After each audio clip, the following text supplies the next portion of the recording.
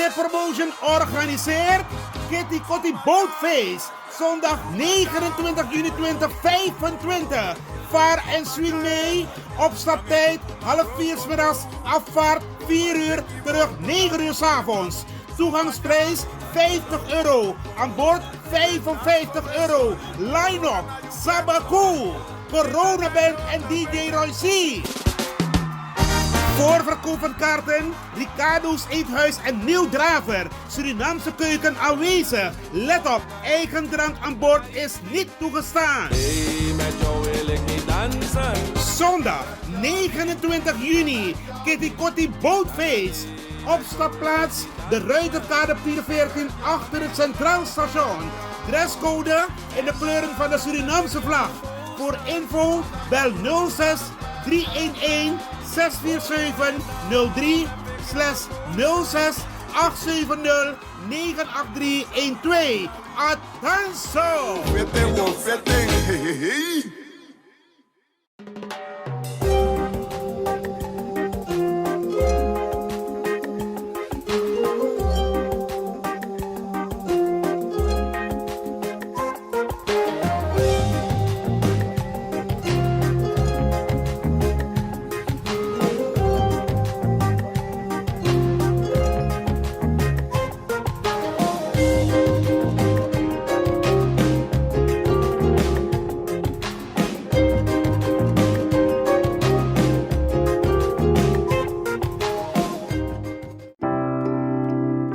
Zorgen moet je doen, niet maken.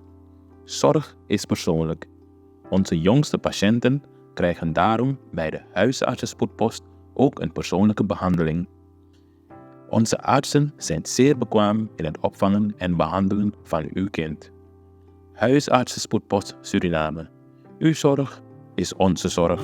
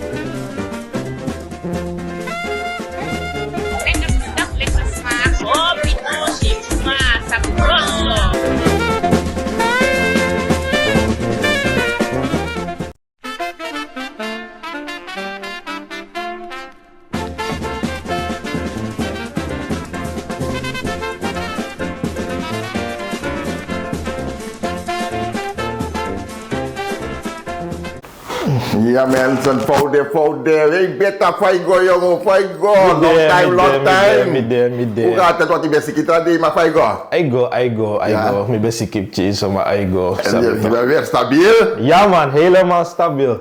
Ja, leuk. Je brengt die shibaka? Ja toch. Hey beta jongen, sawado.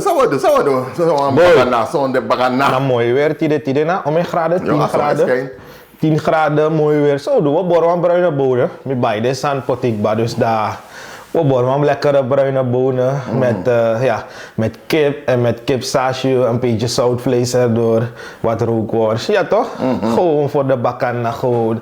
Ja man. Ja, leuk man, man volg je. Ja, en sowieso in filmen toch? Ja toch, want altijd we tak van we bori. Ja toch, we gaan een beetje filmen, we gaan het gewoon anders doen vandaag, lekkere bruine bonen. Dus ja. Ja man. Ja, we doen wat het aan hebt hier zo. Sowieso. Oké, dan moet je filmen van je body. 100%. Zit daar patroon, dan we volgen je. Ja. Bon, aseti. Ja mensen, je ziet het beta in de keuken. Hier, de beta en bori. Dan is het lekker eten. Beta, wat ga je koken? Je zei bruine bonen? Juist, ik ga wat bruine bonen klaarmaken. Met bruine bonen. Met rookworst. Die rookworst is hier. Ik heb ook kipchashu en kippenvleugeltjes zijn hier gehakt in 2 stukken. Ik heb ook wat gesnippelde uitjes. Een paar teentjes knoflook doe je altijd erbij. En pimentkorrels, sowieso pimentkorrels. Like van de biggies, maar voor uno elero altijd. De lauwleerblad niet vergeten. Ja. Wat bouillon, kippenblokjes. Sowieso tomaat. En ja, wat ketchup. Zwarte peper niet vergeten. En ja, de rookworst, een stukje gember eventueel. Ja, dat gaat het worden voor vandaag. Een lekkere bruine bonen. Ik ben alvast bezig de rookworst in kleine stukjes te snijden. En ja, it's ongoing. En sowieso niet te vergeten de zoutvlees. Zoutvlees is al aan het uitkoken. Ja, zoutvlees moet je altijd uitkoken. Zo anjango zo tutumsi. Dus ja, dus we zijn bezig. Wat heb je daar gezet? Met die laurierblad? No? Ja, ik heb een 2 laurierblaadjes erbij gezet en wat pimentkorrels. Gewoon voor wat eventuele smaak. En ja, voor de aroma. Verder niets meer. Oké, netjes. Isap, wij doen het allemaal op onze manier. Er zijn vele wegen die naar Rome leiden. En de mantak man de moromang. Wij doen het op onze manier. Dat is het, zo in Nederland. Iedereen heeft zijn smaak. En men zegt over smaak valt er niet te twisten. Ja, dus dat is het alvast. Maar wat je leeft op Boris, jongen?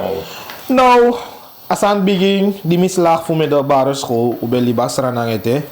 En ik was geslaagd van de AMS. En dan, ja, je go zit Libi. Je hebt een vriendin. En je gaat apart wonen. En ino kan gonya moro na imana oso. Lek van ome man sabi no man gonya moro na imana oso. Want if je gonya dape, dan ano mooi. Dus je gaat je eigen boontjes moeten doppen, jongen, op jezelf. Dus na sasan begin je leert sabal Libi. En na eerste gerecht sami bori. Ben je antroa met kip. Ik studeerde nog op de Anton de Kom Universiteit. Hoe oud was je?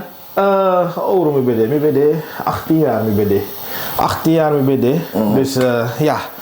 Nou, sasan begin bor antroa, want ik loop antroa. En mijn mama loopt nyang. Dus dan, zo begin bori, begin oefen, vieren anu, make filmpjes. Kijken naar andere gerechten van andere mensen, take advies. En zo als aan het begin. Ja, dus die Uja, het is gaan groeien tot een talent, een hobby. Like van Isabitu, 2 weken geleden borgi bijna 500 man wat bigi bestelling bij de. Ja toch, doe bij Bori, doe bij Abba bestelling. Dus ja, ego, we doen ons best. Mooi is dat, hè? En nou, dit is maar ja, de bed toch? Ja, de bedden toch. Is dat weer toch? We doen tap uno fasi, oso fasi. Vandaag zijn we gewoon thuis, is een bakan na fatu. Toch, dus we boren tap uno fasi. Ai. Maar Beta, je bent dus in Suriname opgegroeid, hè? Ja. Dus Isabori, wat doe je allemaal? Wat heb je gedaan in Suriname nog meer? Igascoro, wat heb je nog meer gedaan? Miguascoro, mistuka dape in Sranang, mi vrachtwagen, mi bij de tapahaven, Aladdin. Isabi toch, ik had mijn eigen tangano, we doen importen, export, we nemen reclame. Maar we aboepjes we doen altijd, we waren bezig. Ja man, we waren echt bezig. Je bent altijd bezig geweest. Tuurlijk. En heb je in Suriname ook voor mensen gekookt? Ja, ik heb heel vaak gekookt voor mensen in Suriname. En ja. Oké, mooi man. Dus kijk, als ook met de borden, hè? Als ook met die ebori, dan moet treffen de verdere voorbereidingen. En dan zien we het wel tussendoor wat er van wordt. Het is gewoon voor ons bij ons, dus we doen chinso osso. En ja, na 1 jaar. Mooi man, heel mooi. Bridgie, dadelijk wordt het lekker eten. Ja. Beta heeft gekookt. Maar Beta, even nog een vraag, hè. Want nee, ik wil meer weten, want die mensen willen weten wie is die Beta precies, jongen. Ja, dat is nog wat Beta. Ja, dit is nog wat Sumana Bit. Nou, Bit na gewoon een eenvoudig boyer, hè. Gewoon eenvoudig. Ik doe mijn best. En ik heb een wiskundige economische achtergrond. Dat is mijn specialiteit. En koken is talent van mij, is niet mijn baan, is talent, gewoon hobby. Sami abi, talent, nanga hobby, moksika wang en nou dat nee. Oké. Ja man. Oké, je gaat nu aan de slag en je Bori en dan ik wil wat meer over Beta weten. Bijvoorbeeld, if je in militaire dienst geweest, want we weten in Suriname, maar ik weet dat hij toen bij ooit in Suriname geweest in het leger of heb je nog meer gedaan? Dat willen we weten straks. Oké, Ja? is Dus goed we man. komen zo bij je terug. Ja man, zit ie. Ja, ik ben bezig een tomaatje te snijden, toch? En ja, misschien een beetje nerveus voor de camera, dit keer. Dat kan, we zijn mensen. Maar we zijn gewoon thuis, hè. We doen het osofassie. En sowieso wanneer je gaat koken moeten je handen netjes gewassen zijn. Altijd netjes gewassen. Kijk, ik heb hier 2 laurierblaadjes gezet. Ik heb wat gember, wat laos bij de rookworst erbij gezet. Hier heb je de kipsashu, toch? De zoutvlees heb ik in delen gehakt. En de kipborrelhapjes sowieso hier. En ja, wat ik alvast wil doen, we gaan nu beginnen met het koken. En ik ga het vuur aandoen. Ja, hij moet aangaan. Sowieso moet hij aangaan. Die pot had ik al vooraf verwarmd. Fles olie.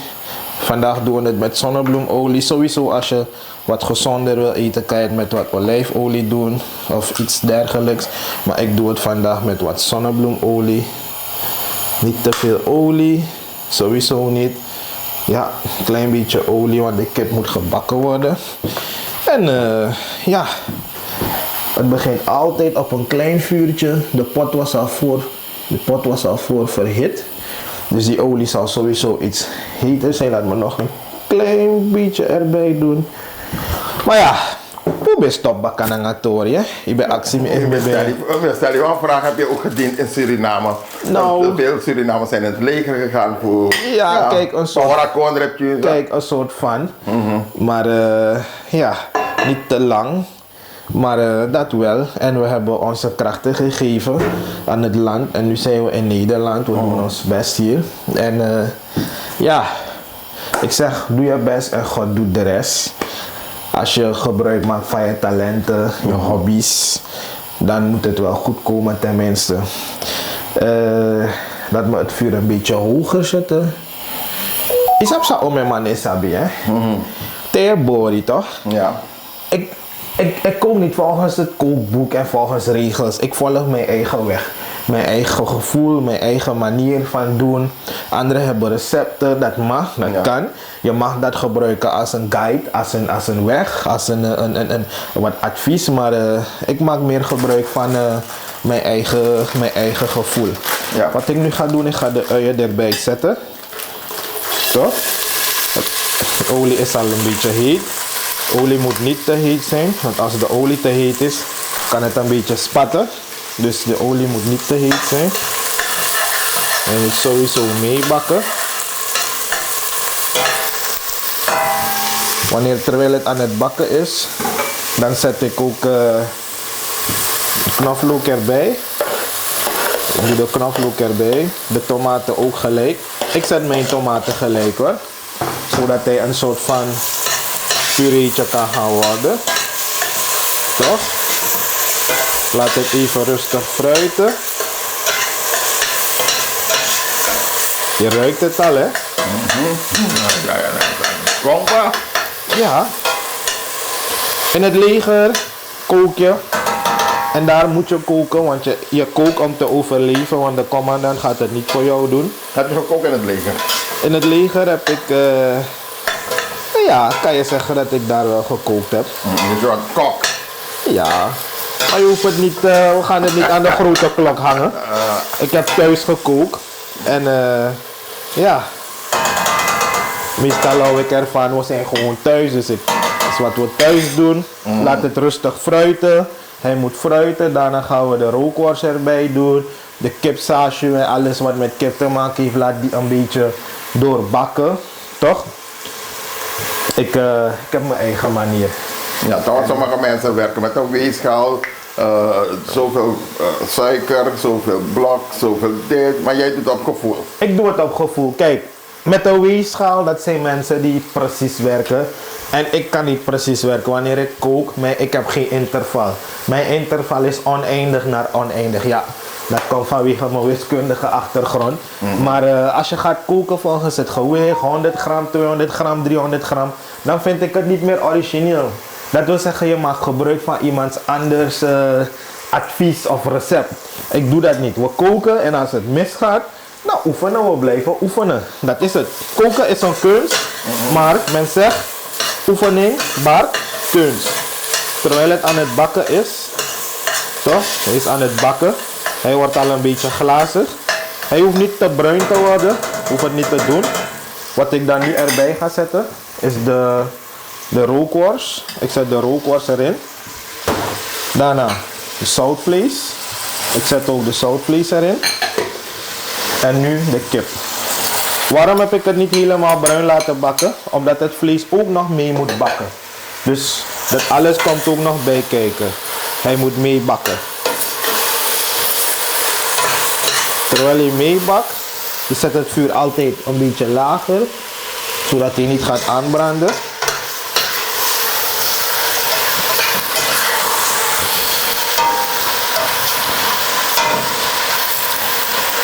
Laat dit alvast meebakken. Zo.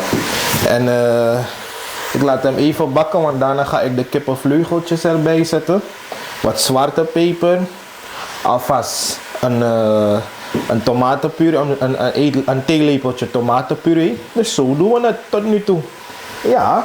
Ja, man. Andere mensen, wanneer zij koken, zij zetten hun smaak al vanaf het begin. Ik niet. Want mijn kunst is, wanneer je meestal een soep klaarmaakt, moet je alleen smaak toevoegen wanneer die soep aan het koken is. Hij moet echt borrelen. Pop, pop, pop, pop. Je weet toch borrelen, het moet echt borrelen. Zodat, waarom? Is mijn idee. Wanneer je smaak erin toevoegt, dan lost hij gelijk op in die soep. Hij lost gelijk op, zodat je het effect ervan gelijk kan proeven van hey, het is te veel of het is te weinig. Moet ik hierbij stellen of niet? Dat is mijn idee. Maar als je het zet wanneer het nog niet kookt, moet je nog gaan oplossen. En dan kan de kans voorkomen mensen van hey, ik heb eentje gezet. Nee, ik zet nog eentje.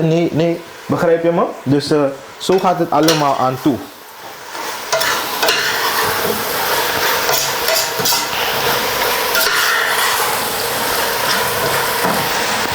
Nu kan ik het vuurtje toch even wat hoger zetten.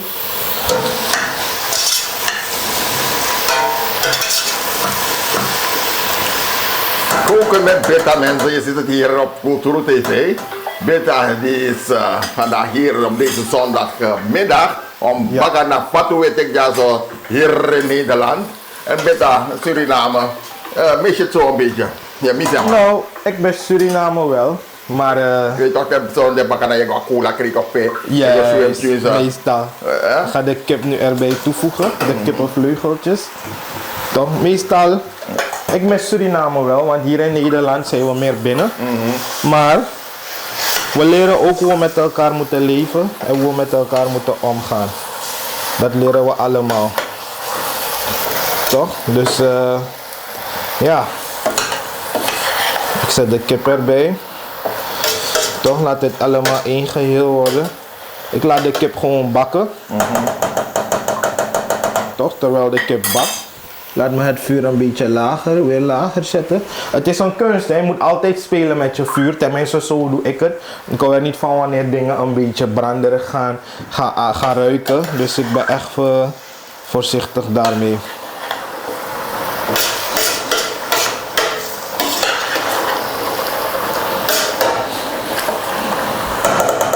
Hij was het over Suriname, het is zo'n de bakken, weet je. Dan gaan mensen zwemmen daar, zo'n fire. En hier, hier is het koken met Beta, vandaag op zondag.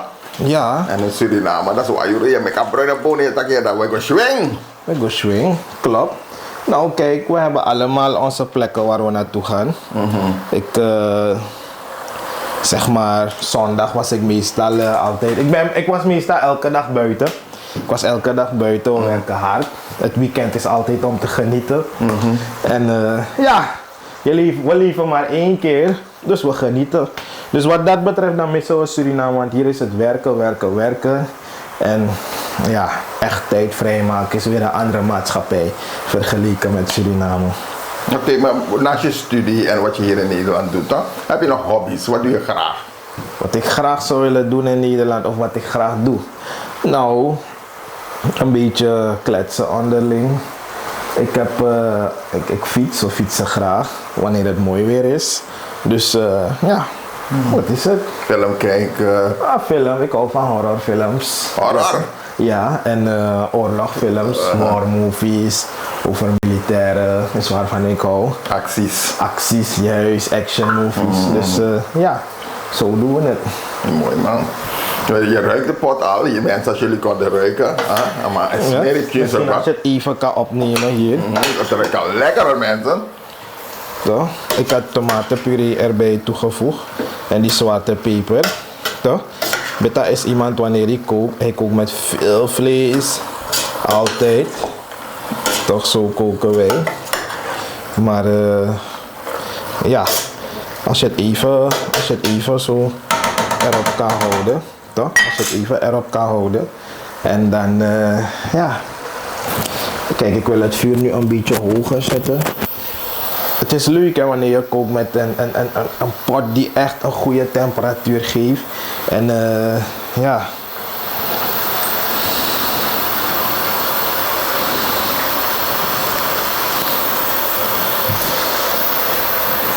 Wanneer we koken. Ik heb het vuur wat hoger gezet. Ik ga de pot nu dicht doen. Laat het een beetje stomen. Hij moet wat water gaan, hoe zeg je het? Het water moet nu komen, dus ik laat hem een beetje stomen. Wat heb ik gezet erin? We hebben tot nu toe uien gezet, knoflook, tomaten, tomatenpuree, pimentkorrels, zwarte peper en ja, verder nog niets. De kipsausje was sowieso al voor ingelegd geroosterd, dus het zal wat smaak hebben. En ja, dat zoutvlies zal ook wat zout hebben, dus we moeten rekening daarmee houden. Dus we vechten niet om, we haasten ons niet om te zeggen alvast, we zitten smaak. Nee, we doen dat tussendoor. Zo doen we het. Anders kan het soms te zout zijn. Ja? En bruine bonen moet je niet vergeten dat je ook wat suiker erbij moet doen. Toch? Dus ja, het komt sowieso goed. Komt sowieso goed. Yes. Yes. Ja mensen, je ziet het hier lekker op deze zondagmiddag.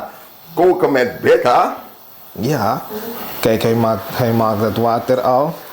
En terwijl hij dat water maakt, toch? Kijk hier, hij maakt het water al. Toch? Ik ga ook een beetje ketchup erbij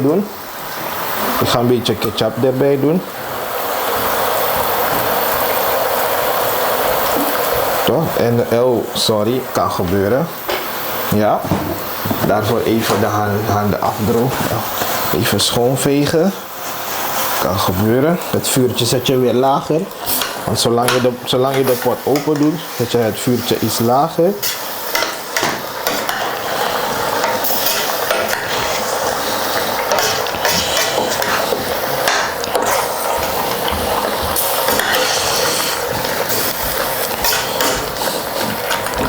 Ik ga de pot daarna weer dicht doen. Laat het allemaal één geheel worden. Laat het er nu koken. Ja, mooi. We doen talent. Posso fassi. Oké, nu gaat die sudderen lekker even. Juist, en dan sudderen. gaan de bruine bonen erbij nemen. Yes. Nou, boom. Nou, laten we het even sudderen, dan kom ik zo weer naar je. Yes. Die bruine bonen ga ik nu erin doen. Maar om die bruine bonen dik te maken, moet je hem een beetje prakken. Hè? En daarom ga ik het eerst hierin zetten. En dan de bruine bonen erin. Het is al lekker aan het sudderen. Dit soort dingen zijn niet duur, hè. Ik vind het jammer dat in Suriname de braden aan sadape. Die namen boren mooi steef bruine bonen morelijk fussie. Wegens de economische crisis in Akondre. Nou ja, tegen denk je dus aan het. Dat ik je want geen praxerie, hè. De meer bruine bonen. Ik weet fussie, elke zondag was het bruine bonen. Was het bruine bonen, hè. Bruine bonen, elke zondag. Vroeger, nou bruine bonen bij de zondag. Bij de zondag. Buurvrouw heeft bruine bonen, buurman heeft bruine bonen. Een beetje pakken. Abraceren met bruine bonen. Bruine bonen. Ik heb de bruine bonen hier echt geprakt, alleen om hem dik te maken. Toch? En ja, zo doen we het. Zo doen we het. Zo doen we het.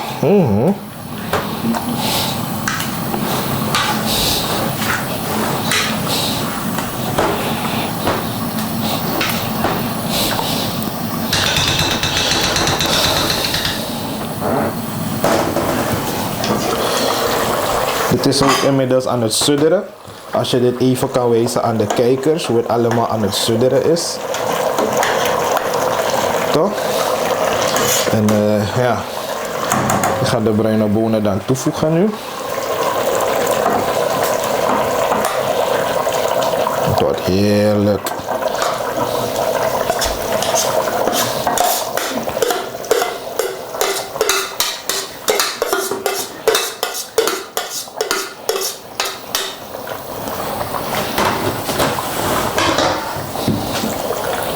Terwijl ik de bruine bonen inmiddels heb toegevoegd, dan ga ik hem even draaien.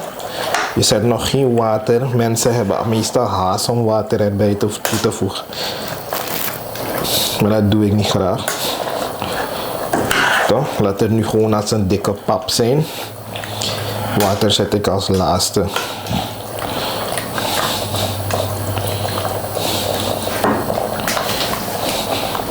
Ja. Als je even hier, kijk hier. Als je hem even op beeld kan zetten voor de kijkers. Zoals het nu eruit ziet alvast. Toch? We gaan straks wat water toevoegen, want nu is hij een beetje dik. En dan, ja, kijken we verder. Ik wil ook alvast wat suiker erbij doen. Toch?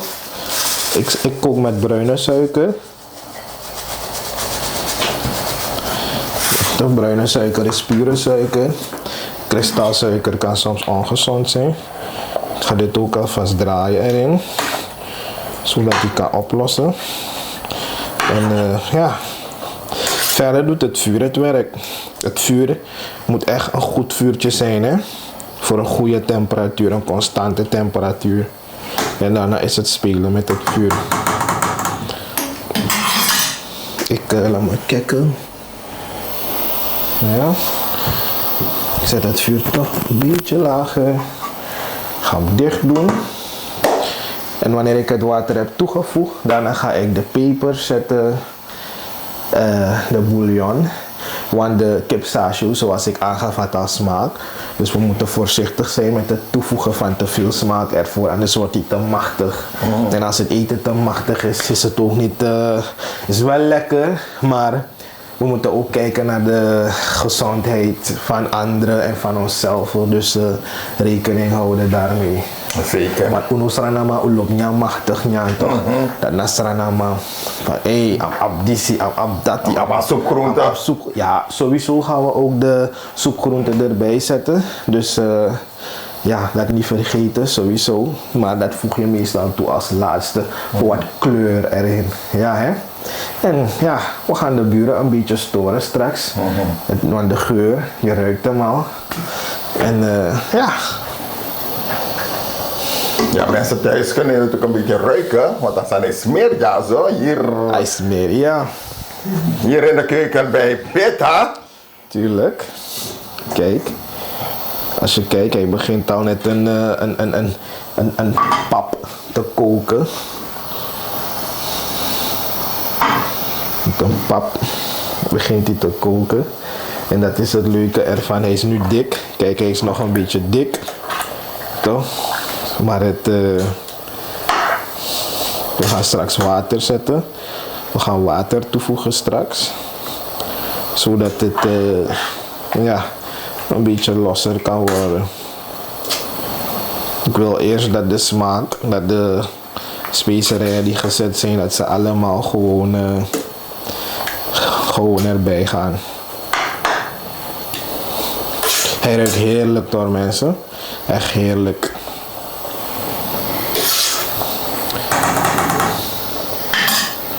Ja, ga verder laten sudderen. Meestal gebruik ik dezelfde potjes. Met de potjes tap ik meestal water af om erbij te zetten. Ik ga wat water erbij doen nu. Ik zet gelijk heet water. En waarom zet ik heet water? Heet water doe ik erbij, omdat het dan gelijk op temperatuur kan komen. Toch? Met dat heet water kan hij gelijk op temperatuur komen. Dus ja. Bruine bonen is een peesje soort en mensen. Peesje heeft heel veel gassen.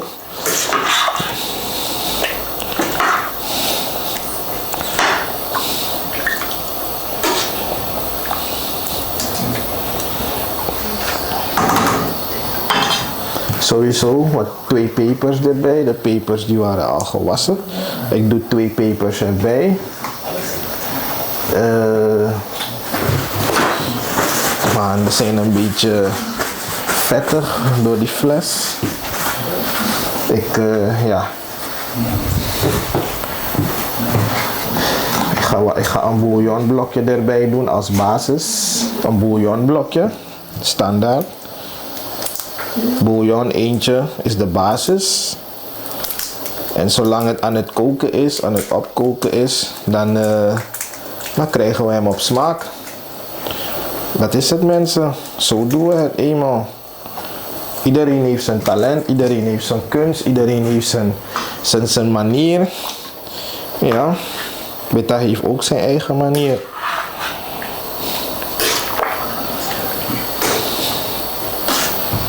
Ik ga het nu dicht doen. Laat het een beetje sudderen. Ik kan eventueel wat meer water toevoegen. Laat me toch een beetje meer water toevoegen. Klein beetje water erbij. Niet te veel. En dan, ja, dat is het. Dan komen we straks weer terug. Ik heb hier wat op zijn Surinaams gezegd soepgroente. Ik heb het gesneden, toch? In kleine stukken. Dit ga ik straks gewoon breken en erbij doen. Laten we nu even kijken naar de bruine bonen. Zelf. Toch, mensen, dit is het. Je ruikt het al, hè? Heerlijk. Hij stoort.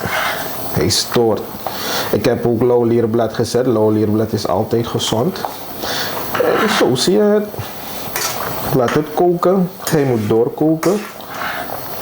Terwijl hij doorkookt, dan meestal kan je de soepgroente, de selderie, kan je als laatste erbij zetten. Maar ik ga hem alvast nu erbij doen. Waarom nu? Zodat het alvast voor de aroma. Andere mensen zetten heel veel, maar het hoeft niet altijd zo te zijn. Men zegt, niet het vele is goed, maar het goede is veel. Kijk hier. Laten de kijkers zien. Ik had nog geen zout gezet. Laat me een klein beetje zout erbij doen. Een klein beetje zout. Ja. Zout moet je altijd erbij zetten. Ja. Kijk hier. Breng hem dichterbij alsjeblieft. Kijk mensen, kijk hier, zo ziet hij eruit. Genoeg bonen. Genoeg van alles.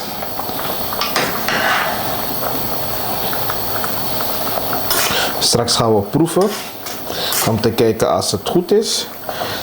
Ik zeg het altijd, ik ben hem nu bezig uit te lijnen en te balanceren. Ja toch?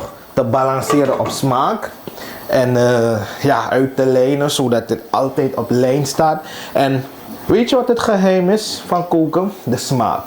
Je moet met de smaken kunnen spelen. Als je kookt, moet je altijd weten van dit is te zoet, of het is te bitter, of het is te veel, er is te veel zout. Je moet met de smaken kunnen spelen. Heel veel mensen, ze kunnen kip bakken, kip inleggen, maar om het eten zelf op smaak te krijgen, kunnen ze niet. Het is voor heel wat mensen een uitdaging, waardoor ze anderen erbij roepen van kan je even proeven, kan je even kijken hoe, maar ik doe dat niet. Ik proef het op het laatst. Daarna maak ik, als ik het goed vind, maak ik het vuur uit. En zoals ik zeg, eerder aan het gegeven, je moet altijd smaak toevoegen wanneer het aan het koken is, zodat het gelijk oplost. Want als het niet gelijk oplost, dan heb je de neiging om meer te zetten, want je gaat willen proeven. Hij is aan het koken. Hij is al aan het koken. We gaan hem nu proeven. Ik ga een beetje hier zetten in een kommetje om te proeven.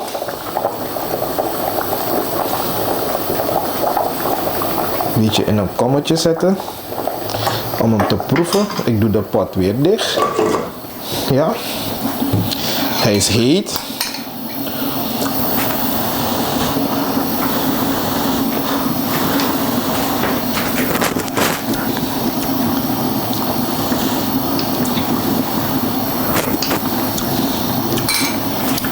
De smaak is prima. Ik kan nog een klein beetje zout erbij doen, eventueel. Verder is het prima. Hij kan gewoon doorkoken. Zo.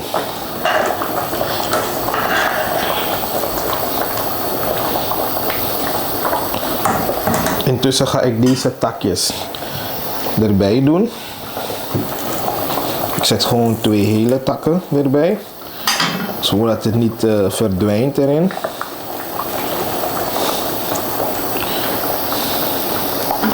Ik ben niet tevreden met de hoeveelheid soepgroenten. Daarom ga ik iets meer zetten. Ik ga iets meer erbij doen. Iets meer erbij doen. Dat mag sowieso.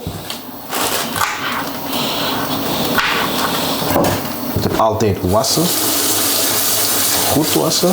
Hier in Nederland worden die dingen wel goed gewassen. Maar altijd goed wassen ook. Erbij. Dus nooit te veel. En daarna voeg je hem toe. En dit is hem.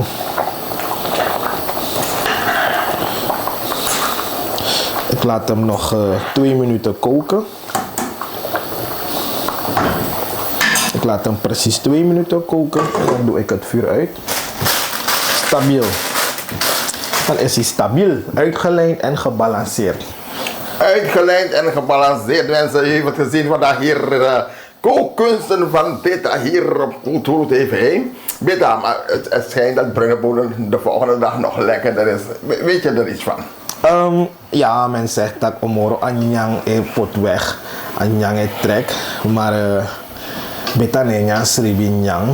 Dus ik zou het niet echt, ik zou het niet echt weten. Ik kook vers, beta kook vers. Beta nenya sribinyang, maar het zou wel zo zijn. Mooi zo, Beta. En heb je nog iets te melden? Heb je nog iets te zeggen van het eerste programma van jou hier met Koken met Beta? Nou, als de kijkers, laten ze me wat adviezen geven, laten ze me wat feedback geven, positieve feedback. Kritiek is nooit opbouwend, feedback is wel opbouwend. Toch geef feedback, geef wat tips en tops. En ja, we kijken er naar uit. En wat jullie graag als volgende gerecht zouden willen zien, dan we kijken er naar uit. En dan, ja, dan wordt het klaargemaakt. We gaan praten met de sponsoren.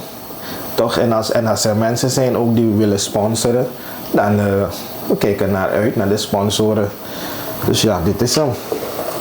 Kijk hem hier.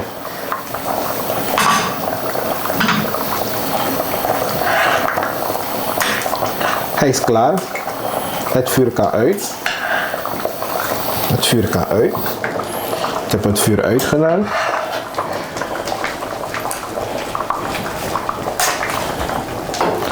Laat hij even. Ja. Mooi, het ruikt lekker, mensen, als jullie konden ruiken. Heerlijk. Ja, dit was onze eerste aflevering Koken met Beta hier op Kulturo TV. En natuurlijk zegt u van, ik zou graag willen zien dat Beta Bora Sanati. Zet het onder in de comments, hè. Wat je graag zou willen zien wat Beta moet koken. En misschien doen we dat ook. Ja, dus mensen, schroom niet. Geef je feedback, zoals Beta zei. En wij gaan straks smullen. We gaan straks smullen, we gaan het ook opscheppen straks voor de kijkers. Laten ze zien van, hey, dit is het eindresultaat. Nu zijn in de pot. Hij haalt nog wat, een beetje steam weg. Dus ja, dat wordt hem. Ja toch, hier schep ik het eten op. Het ziet er lekker uit, hè.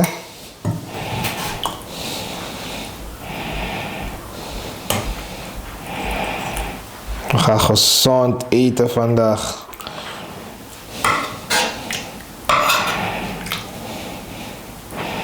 Wat zoutvlees erbij. Ja. Kulturu team. Big up. Ja, alle sponsoren.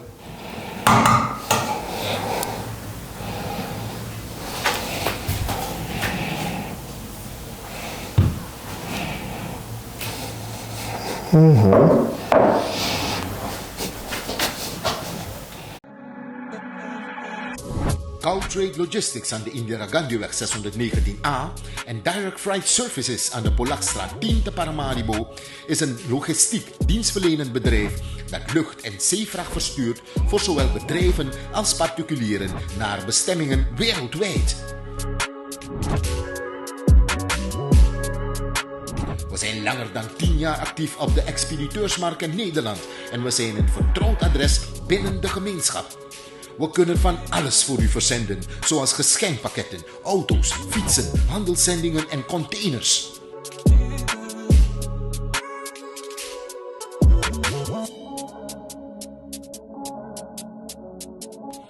Trade Logistics aan de Indira Gandhiweg 619A en Direct Freight Services aan de Polakstraat 10 te Paramaribo hopen u binnenkort te verwelkomen in een van hun vestigingen, zodat u zelf onze kwaliteit en service kunt ervaren.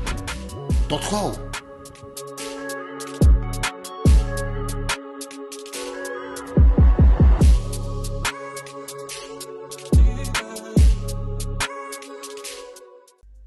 Ben jij een gedupeerde van de toeslagenaffaire, ouder, kind of ex-partner? Ga dan naar stichtingherstel.nl. Herstel met dubbel L. Met Stichting Herstel kom je er wel.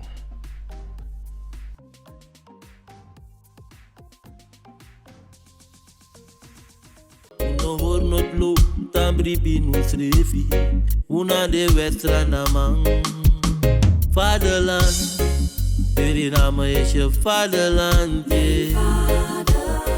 Vaderland Suriname is mijn vaderland Vaderland Suriname is mijn vaderland www.kulturu.com for the generation them